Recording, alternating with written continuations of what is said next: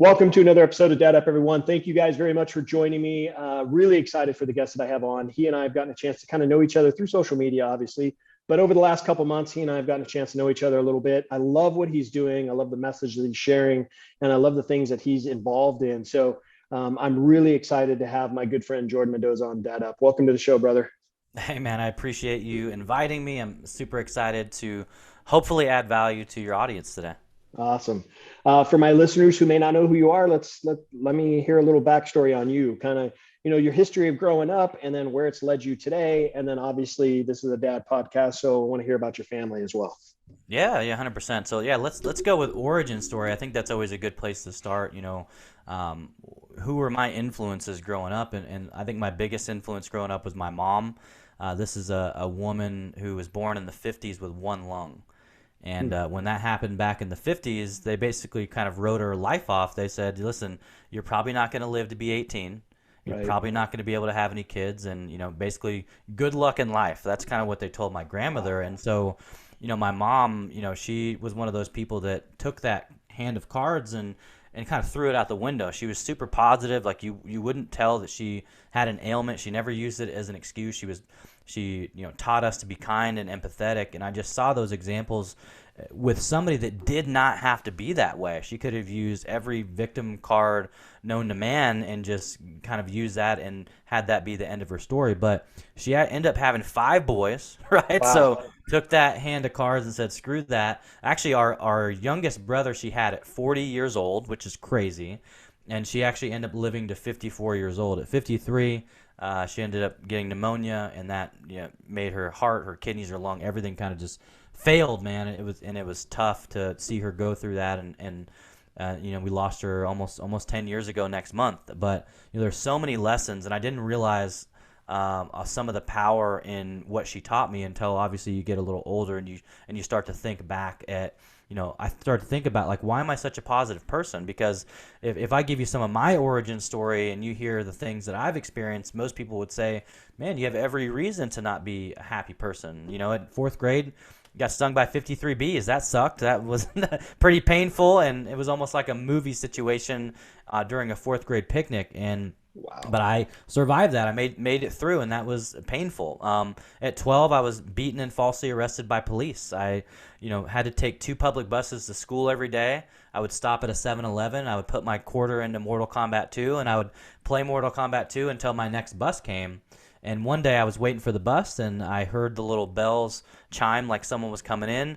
A male's voice yells, "Hey, Daniel," and I'm Jordan, so I just keep playing Mortal Kombat 2, and within about a minute, my body was lifted. I was punched in the side, thrown against a Terminator 2 pinball machine, handcuffed, and thrown in the back of a cop car. And their story was I was a Hispanic runaway. Just spoiler alert, I'm not Hispanic. I know my last name is Mendoza, but my dad's actually from the Philippines. So I wasn't Hispanic. I wasn't a runaway. And my only saving grace, Brian, is I wasn't a great student, but I knew I did my homework the night before because I remember my mom was like ragging on me. And so I knew I did my homework.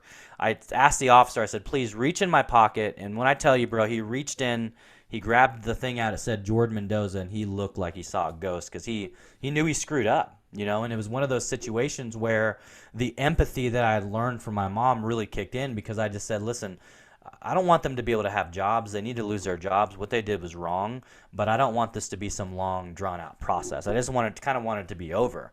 And so I had that self-awareness at 12 to just say, hey, they shouldn't have jobs as police officers, but I don't want this to be dragged on, because it was about to turn into a big trial, and I wasn't really interested in dealing with that. And so that's another adversity experience again that I could look at a couple different ways, but it really taught me that no matter what position you're in, we all make mistakes. We're all humans. We're in an imperfect world that's run by imperfect people, and the sooner that you can realize that, the easier it is to have grace for other people. And I think the biggest one, man, that had the biggest impact at such an early age is when I was 19. I had really from 14 until 19, I'd been doing sales all my life, door-to-door sales, telemarketing, really anything. If you had it, I could find someone to buy it. Like that was just my wheelhouse. And so I was in a sales job in California. We were traveling from California to New Jersey, and in Wyoming, I was in a Chevy King Cab truck with a couple other passengers. My buddy Jeremy was driving. It was like 4 in the morning, and he fell asleep. And so when he fell asleep, the truck started sliding at north of 70 miles an hour. He woke up, he overcorrects, and then we start flipping.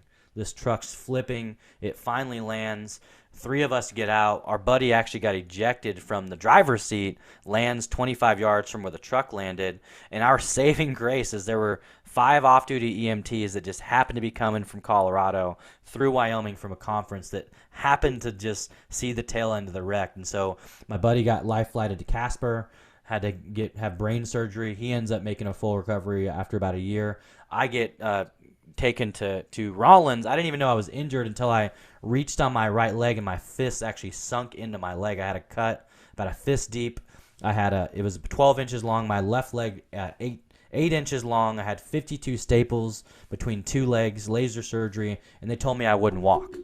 And when I tell you, man, like I was a breakdancer since '95. Like I was in breakdancing crews. And so it was like everything in my mindset was like, I'm going to figure out how to do this again. And I had a walker, I had a cane and a wheelchair, and then I had crutches. And within 6 months, I made a full recovery. And It's just great. It's just crazy. And so like from that day, like I knew that there was a higher purpose for my life. Like I had already seen 3 experiences where I shouldn't even, and listen, I shouldn't even be here in the first place. My mom wasn't supposed to even be able to have kids, So at 19, I kind of knew like there's a purpose out there. I didn't know what it was, but I knew that I was meant for more. Hmm. Wow. Okay. Let's let all that sink in, right? Okay. So your mom told she's not even going to have kids. She ends up having 5. At 12, you go through a pretty traumatic situation that can be scary for a 12-year-old because they don't have, I mean, shoot, you have a cop coming in, pulling you away from something and essentially beating you up and throwing you in the back of the cop car. I want to know, because if that happened to my kids, if that happened to my boys, I'd be pretty angry as a parent. Yeah. How did your parents handle that? How did your mom and dad? Yeah, mom was angry, and honestly, she was pushing me for trial. Like I'll just be completely honest, she was, and there was something inside of me that just said that wasn't the right thing to do, and ultimately it was I at 12 had the power. Like this was my decision of whether we were gonna. I think ultimately she could have made the call to do it, but for whatever reason, she also saw it in me that it's something that I didn't want to pursue. I didn't want to drag this thing on. Okay. All right. So then you're going along, everything else is fine, and then you have this accident. Clearly, you're right. Clearly, there's a reason that you went through these to get you to where you are today, to be honest. I mean, really is. You went through all these traumatic experiences, and sometimes kids, especially kids don't understand. Even at 19 years old, you're still a young man. You don't understand that, hey, I know that what I'm going through sucks, but there's a reason for this. Did you really understand that at 19? Is that something that? I definitely didn't get it. It's funny, just to give you a little backstory. So like me and a buddy of mine, Branderis, we're in Utah. This is on that drive, and we almost got into a fist fight about who was going to be in that truck that got in the accident. And I remember, like literally specific. I remember it so vividly that when I woke up, the first face I saw was my buddy, and I said, "I'm glad it was me." Because I looked at the truck where it landed. If I wouldn't have been situated across the way I was seated, if I was sitting like normal people do, but because there was like luggage and stuff, I was sat sideways. If I would have been sitting over there, that whole area was smashed in. And so the first thought that came to my mind is like, maybe I won this argument for a reason. Maybe it was because if he would have been in that car, he would have been over there and he wouldn't have made it. So I literally, that's what I kind of thought about when I saw him. But actually, another conversation I had recently, someone said, do you think that you went through the experience because of that fight that you guys had, and you were doing it to be a dominant person, and so now you were being taught this lesson that you got to get your ego out of the way? You know what I'm saying? So there's a million ways that you can probably slice it, but I think one of those 2 ways, there was something I needed to learn for sure. That's awesome. Well, first of all, I'm sorry about the loss of your mom. So obviously my condolences, but I mean, for you to go through those things is pretty remarkable to come out to where you are today. and the person that you are today, because a lot of people would have thought that, especially like I said, younger kids would have been like, my life is just, this is the way my life goes, and everything happens to me is negative. And you just kind of, you accepted it and found ways to turn you in a direction that you where you're at right now. And I think that, like you had mentioned earlier in the conversation, that had really, you owe a lot of that to your mom and how she raised you and the type of person that she was. And I'm sure your dad too, but the type of person that she was and how she raised you. And for her to have 5 boys, that's awesome. Now I want to kind of dive into your own family, because Yeah. let's talk about your kids. How many kids you have, the ages? Yeah, so it's funny because, and this is how God works, right? His timing's perfect. Like every his storytelling, when you just kind of put the dots together, it's just funny. So when I met my wife, because she had some traumatic experiences and some things happened when she was a kid, she wasn't supposed to be able to have kids. And so like we're literally 3 months into the relationship, and we're enjoying ourselves. She ends up getting pregnant, and she gets pregnant, and I'm looking at her like, what about this no kid business? Like, you told me you weren't supposed to have any kids, right? And then we end up having a miscarriage.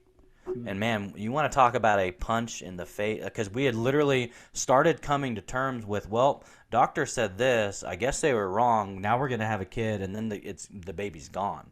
And man, that was a tough thing to have to go through with someone. And then a few months later, after we had just come through the terms of kind of healing from that, she gets pregnant with our oldest, Jaden, who's now 17 and is a junior.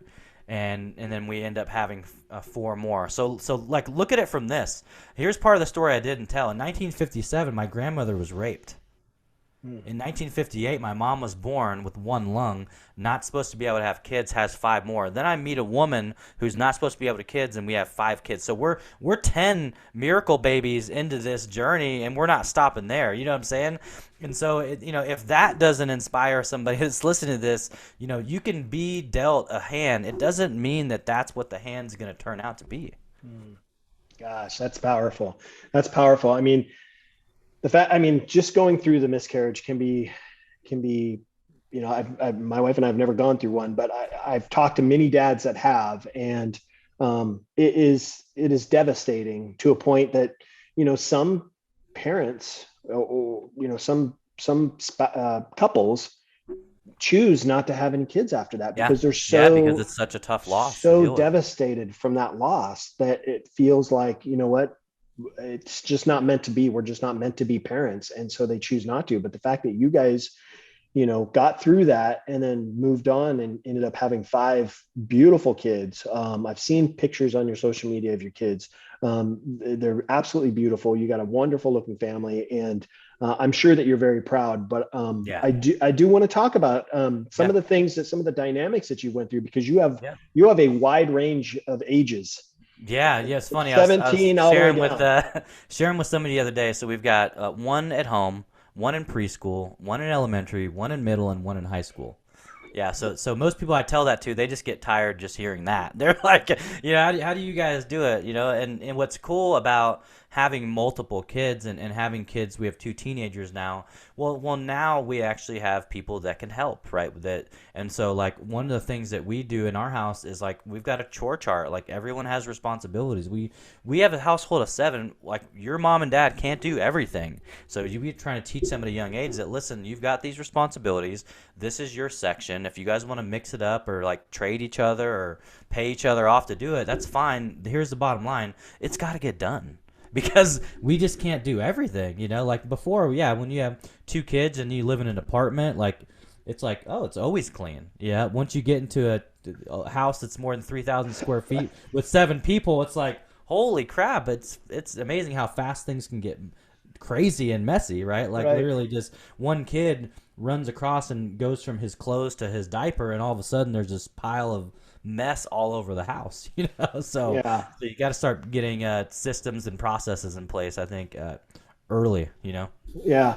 Some people have good opinions. Some people have bad opinions about chore charts. But I think Yep. they're great, especially if the kids are doing their part. I mean, That's if right. if Yeah. they're still not following through on the chore chart, then that's another issue you got to tackle. But you've got kids that are from preschool all the way up to high school. What kind of challenges? Because I mean, there's other than the chore business having to Yep. keep up their responsibilities. What kind of other challenges are you guys facing? Because they all have their independent lives, right? Yeah. Especially your Yeah. older ones. They're wanting to be out on their own. They're wanting to hang out with their friends. They're wanting to play sports, all that kind of stuff. What kind of challenges are you guys facing right Yeah, I mean, now? and man, it's the balance, right? Trying to balance the day to day. So, I was telling someone the other day, if you start your day with firm foundations, like for me, that looks like, you know, my version app, right, and meditating, and then spending time with my wife, and then making sure I'm spending time with my kids. If you can start your day with those intentions, then things really just start to fall in place because you've actually put the important things first. And that's something that's really important to us, is that we make sure that we're budgeting and prioritizing that time. Because like my days and I tell people this and they're just like, how do you get it all done? Like, I don't, my days end at 4 p.m. Eastern, because the reason why is when I was in corporate, I was traveling 10 days a month. And so I usually, if I saw the kids, it was early in the morning or late at night. So now it's like I want to invest in them early, and then I also want to be around and be present and have that time that I feel like I missed in corporate America, where I had to kind of be on the road and on their agenda. Well, now I set my agenda around the family, not the other way around. Yeah, that's fine. It's important finding balance for sure. I think what dads don't realize, and I talk about this on my show, but dads don't realize that you can't just come home from the end of the day at the office and expect to just chill out and sit down Yeah. and Yeah. relax. You have to have what I like to refer to is you have to have enough fuel in the tank to where you can fulfill the needs of your spouse, the needs of the house, and the needs of your kids, because we're gone most of the hours of the day, and the little bit of time that we do have with them in the evening time or in the early morning, those are important times. Those are bonding times. And so it's important for dads to understand that we have to maintain that level of energy for them. And I'm sure for you, being an Yep. entrepreneur, with 5 kids, and they're all independent, they all have their own personalities, they're all doing their own activities. You and your wife have to really coordinate that. I know for Yep. me and my spouse, what we've done is we've made it a habit that Sunday evenings, we still do this now, but it's Sunday evenings, we sit down and talk about what do we have coming up this week that each of us have going on, so that way we can coordinate what we're going to do, family time, what do we have coming up with our boys that we got to take care of, what personal things that we have to take care of, like my podcast, or other things that I have going on, and same with her. So we kind of get those ideas in our heads of, okay, how are we going to coordinate on our family time, or our time, my wife and I's time, right? So yeah, we do that every Sunday evening. We just a few minutes, just a few minute conversation. We don't write anything down. If there's things I have to remember, I do write them down. I put them in my phone. But we don't like keep a chart or a calendar or anything. We just keep an idea of what days we have things going on. So it's important to find that balance, and I'm sure you would agree with that. Yeah, and one of the things that is important for us too is like making sure that we're staying plugged in and connected. So actually, like our schedule revolves around obviously family activities, but serving. Like I lead connect group, I lead small groups with men that I'm teaching them about business and about their faith. So there's all of those things. So like there isn't a day of the week where we don't have things going on, but everybody knows what's going on. Whether that's someone's got to get to a practice because they're on the worship team, or someone's got to get to their job or whatever. But being an entrepreneur, the way that I looked at it is I am dictating my time, right? I'm dictating when I'm going to show up, where I'm going to show up, and so you have to prioritize the important. You got to prioritize those things, and like so now I know for me, it's 7 a.m. walking my 10-year-old to the bus stop and having that time with her and being able to hang, and then taking my preschooler up and racing him up the stairs and letting him always win, to the top of the stairs to get him to his preschool. Like those are things that I know I will never get back, if I don't do those. So I try to make those priorities, and I think once you can kind of look at your day like that, like these are my non-negotiables, these are things that I'm definitely going to do versus, and these are my, kind of like how Meltzer talks about it, these are the activities I get paid for, and these are the activities I don't, right? And when you can kind of look at it that way, your days are always going to be good. Mm. Yeah, and I love that non-negotiables. It was something that was important to me as well. I grew up in a house that, we didn't have a lot of money. My parents didn't have a lot of money. They worked long hours, and it was just I had one sister, and my parents. I tell people this all the time, and they're blown away. But my parents, I can count on one hand. I played sports in high school. I can count on, and all growing up through elementary and all that. I can count on one hand how many games that they actually made because they couldn't, Yeah. because they were working. And that's not a knock on them. They had to do what they had to do in Yeah. order to provide for my sister and I, right? So it was something that they just had to do. And a lot of parents aren't given the freedom to walk their kid to the Yep. bus or take their kid to preschool, or be at their sporting event. But it was a non-negotiable for me. When my wife and I started having kids, I was committed to being at Yep. everything that my boys did. Coached all their sports all the way up through high school. I went to everything. I was there, and it was just a non-negotiable for me. And I work a corporate job, so I work a job that if it didn't allow me that flexibility to be there for my kids, I would have found another job or I would have done Yep. something different. I just been fortunate enough in the company that I work for that they've been very open and let me do what I need to do, Love it. as long as my job's done and my work does get done. So it's super important. And I think for parents, I coach high school basketball, and I see kids that I coach playing in a game, and I tell parents this: listen, kids are playing in a game. They're not looking up in the stands to see all the fans. They're looking up in the stands to Yeah. look for you. They want to see you. Yeah. And if you're not there, that takes a little piece from them. And I have I have parents of players that I've never met. And it's hard for me to witness, but it's one of the reasons why I coach, is because I want to pour into these young men's lives Yeah. and help them be productive. So awesome. Gosh, I mean, there's a million questions that we can go through that I think of when I'm thinking about that wide range of kids.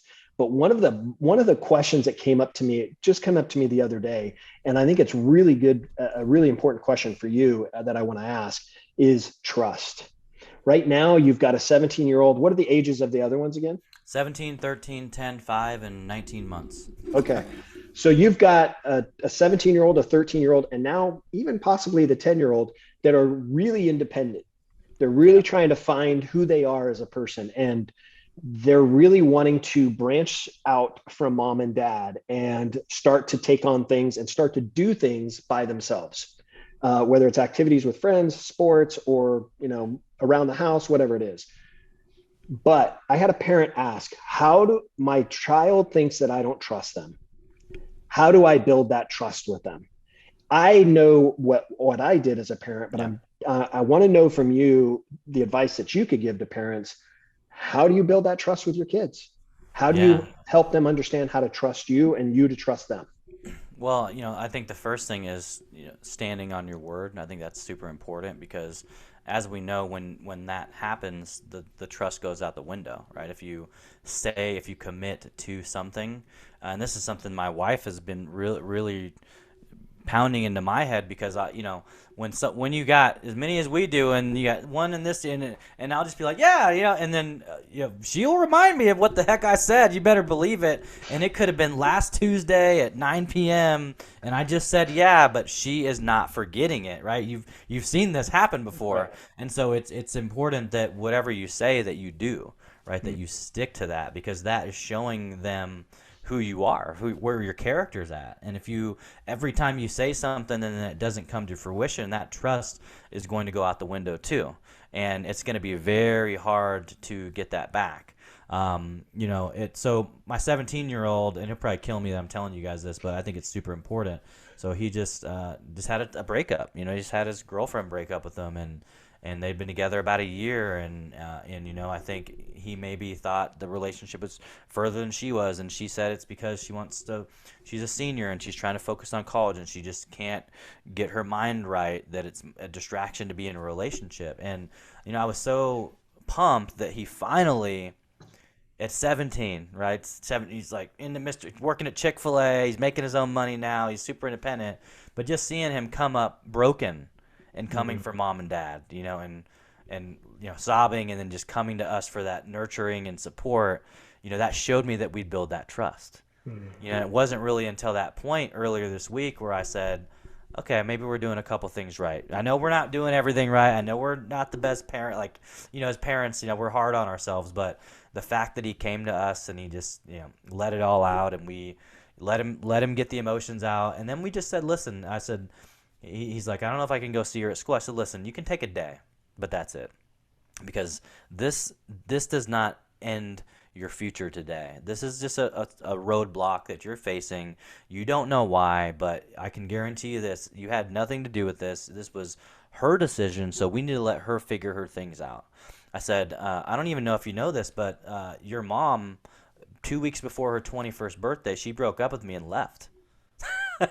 Like he hadn't heard the story. Like she literally, I told her I loved her after 3 months, and it was after the miscarriage, and because I felt like I did, and she freaking bailed, bro. Like she just bailed and went back to her hometown. And so I said, if you love someone, you got to let them go, and if it's meant to be, then there's a chance that they come back. So I was able to actually kind of give him a teachable moment from an actual experience that I had with his mom, almost 19 years ago, and I think that was a little encouraging him, whether he realizes it today or not, but hopefully it adds value to what he's going through. Yeah. Wow. That's a good story. And yeah, you're right. He's probably going to kill you that you told that. So, Yep. but no, it is important for us to be true to our word. I've told my boys, since they were little kids, I don't care what it is that you've done wrong or right. I'm going to be in your corner 100%. I'm going to be Love it. right there to help you, support you, guide you. I'm full in, like I'm all aboard. So if there's ever a time that you're going through something that you just don't know how to get out of it, you can come to me. And if it's just an ear, sometimes kids just want you to hear them. Yeah. They don't need advice. They just want you to hear them. They need to vent. And I've told my boys, if it's just for me to just listen to you, I'll listen. If you want my opinion, my guidance, I'll give it to you. But I will always be there for you. So it sounds like you and your wife both have developed that relationship with your son, and I'm sure with the rest of your kids as well. But with your son, especially that's a tough thing for a young man to go through, especially his first one. That's a tough thing and we all go through it, right?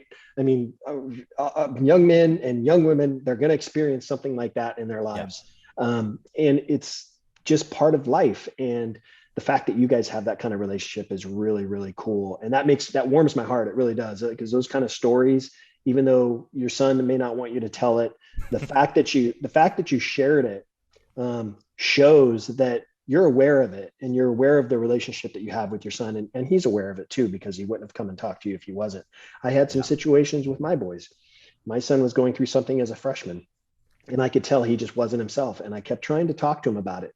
And at first he didn't want to talk about it. He just wanted to kind of keep to himself. And I let him be. I didn't like drill him, but I let him be. I just asked him a couple questions. And then a day later, I asked him a couple questions, and I could tell he just wanted to be left alone. And finally he came to us. And it was a situation that we had to fix. He couldn't fix. It was actually something that his mom and I had to fix. And we took care of it immediately, handled it. And I can guarantee you he will thank me to this day because we did that for him. So those kind of relationships are what we're trying to do as parents. We're not trying to, they're little adults, right? They're little adults. And we're not trying to steer them in the direction that we want them to go. We want them to be independent. We want them to build their own lives. All we're there to is just give them support, guidance, food, clothing, and safety. That's what we're there for. And love most important. So really, really, really cool. How about your younger kids though? You got a 13-year-old that is, she's a seventh grader, man. I could say a lot about a 13-year-old. Yeah. So 13-year-old girls are not my favorite cup of tea. It's like, she sees me when she wants something. It's and she's an introvert too, so she's in her room reading books, hanging with her friends, and so I think from once she hit that 13, it's like dad is the wallet. That's what I feel like to my 13-year-old. But no, she's a great kid. She's a straight A. Like we don't have to worry about things with her. She's the one that is going to college. There's just certain kids that you just know where they're going to be, and like that. And that's our 13-year-old. She's just super super independent. She's kind of more quiet and reserved, but she loves to sing. She's on the worship team, so she's on stage doing that stuff. But it's really been kind of cool to see her personality shine, and that's really been in using her voice for singing and stuff like that. But our 10-year-old, man, she's the one that wears me out the most, because she's probably a spitting image of me at 10, which is super hyper, questions everything, always has a response, you know what I'm saying, and doesn't think before she speaks. So her and I, we literally bump heads, and my wife all the time is like, you guys need to spend more time. And so that's why the 7 a.m. bus stop walks, right? I'm trying to cultivate more of a relationship with her, because if you bump heads with one, then it's always just kind of like this bicker fest, and it doesn't add value to anybody. So she's like my hard one. My 5-year-old is like, he's like me too, but he's the kid. I've finally got a kid I'm teaching how to break dance, which I'm super excited about. So if anyone's watching this, I'm actually every Sunday now on LinkedIn, I'm doing a new series called Sunday Breaks, and it's going to be me breakdancing and just showing my journey back into breakdancing. At 40, Cool. be 41 tomorrow. So at 40 years old, I'm redoing what I did for 10 years, at 15 to 25. So it's fun though, because he actually is learning it, and I'm actually seeing him get better every day. And that's something I tried with my 17-year-old. He just never wanted, like my wife's like, you finally got a break dancer that you could teach, So it's been fun with him, and this kid, like, natural athlete. He's good at, you put anything in his hand, the kid is instantly good at it. Baseball, soccer, football. He's like ninja warrior stuff. So he's the one that we're gonna have him probably try out every sport. And then we get the wild card of the family, which is our youngest, Braylon. So I found out my grandfather had blonde hair, blue eyes, and my wife's great grandfather, and my wife's did. So our son, he comes out with blonde hair and blue eyes. All the other kids, brown hair, brown eyes. I'm brown hair, black hair, brown eyes. My wife, and then he has bright blue eyes and blonde hair. We're just like, where did the stork drop this kid off? Like, where did he come from, But he looks exactly like everybody else except for those two features. So it's really cool, and he is just, when I tell you, how each kid just gets more advanced? Like one Right. because you're babying, and it's like, no, and then the next one, it's like, oh, let them eat the dirt on the ground, and the next one, it's like, where are they at? Like, who knows? They're okay, And so each one, you just kind of get more comfortable. Well, this one, he kind of looks around, and he will go at 19 months to our dining room, grab a chair, drag it across the kitchen, put it up to the fridge, get his own ice and water, get down, put the chair back, and then just walk around with his cup. It's like, what are you, a robot, baby? Like, where does this come from? And he's seeing the examples of everybody else's climbing up he's been climbing up the stairs since he was 1, right? Why? Because he's seeing everybody else do it. And so it's very interesting to just see how each of the kids, you talk about personalities, all of them have different personalities, but this kid is like next level, like he's just next level above everything. Talk first, walk first, crawl. He just did all of it because he has 6 examples of other people doing it. Right. No, examples are, I talk about that too. I mean, we set the examples for our kids, regardless of their age. And you're just proof right there. I mean, he's 19 months old and he's seeing everybody else do it. I've told parents, whether they're a year old or 15 years old, they're still watching and seeing everything that you're doing, and they're going to mimic you. And 100%. the fact that he's kind of mimicking everybody in the house, especially his older brothers and sisters, he idolizes them. So he wants to do everything they're doing. You might have another breakdancer on your hands there, but maybe, hey, if I can get 2 out of 3, I'd be pretty pumped. So that's cool. I'm dying to see the breakdancing stuff. I mean, breakdancing was I was into breakdancing too. When I was in elementary, I can't remember it. We'd go out on the baseball field and form a little circle, and then we'd be calling each other out, doing our thing. And then, as I got older, it seemed like breakdancing kind of went away, and it kind of faded off. And there was little bits of it here and there, but it pretty much went away. And now it seems like it's really coming back over the last couple of years. It's been really coming back. So that's cool. I'm dying to see that stuff. Very cool. Well, listen, Jordan, I've taken so much of your time already.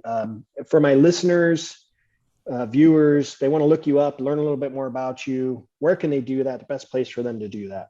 Yeah, I'd say probably the easiest place is if you just Google Blaze Your Own Trail podcast. You'll find us. We're on every platform. I like to point people there because we're doing similar things to you, where we're interviewing people from around the world that have blazed their own trail, and we're literally diving in to figure out how they did it. What were the bumps in the roads, what were the trials and errors, and you get to really learn through their journey. And then also there's some teachable moments where you might be able to take some extractions from their expertise and apply it to your business or apply it to your everyday life. So definitely going to want to have you on, Bryan, Oh, and I'd love it. get your story out there. And then also if you just go to jordanjmendoza.com, that's just kind of like a landing page for me where it talks a little bit about what I do from a consulting standpoint. You can download some free resources, check out the podcast, the YouTube channel, just from jordanjmendoza.com. And if there's any way I can add value to your listeners, reach out. I'm very accessible on social media. Just send me a message. I love connecting and hopefully building relationships. That's what I'm all about. Awesome.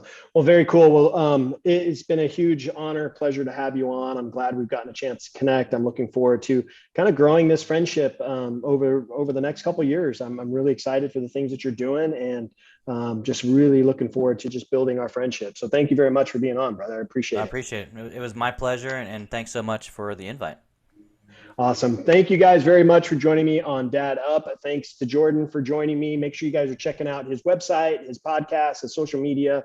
Give him a follow, subscribe to his channel, and listen, don't forget to subscribe to mine. Subscribe, listen, follow, leave a rating, leave a review, and we will see you guys on the next episode of Dad Up. Thanks for listening to another episode of Dad Up. Make sure you guys subscribe to my podcast and my YouTube channel. And do me a favor, leave me a rating and a review. Would love to hear from you to see what you think of the show.